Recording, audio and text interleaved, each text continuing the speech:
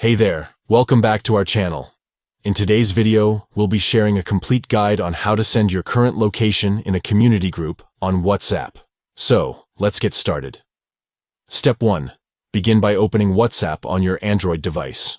Step 2. Once you're inside WhatsApp, tap on your community to access the community groups. Step 3.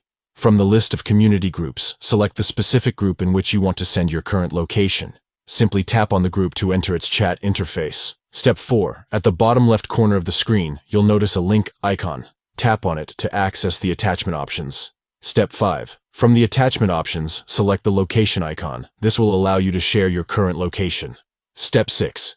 Tap on Send Your Current Location to share your precise location with the community group. Step 7. Finally, tap on the send arrow icon to send your current location in the community group. And there you have it. You've successfully sent your current location in a community group on WhatsApp. Now, other members can easily find your whereabouts. We hope you found this guide helpful. If you did, don't forget to give this video a thumbs up and subscribe to our channel for more informative tutorials. Thanks for watching, and we'll catch you in the next one.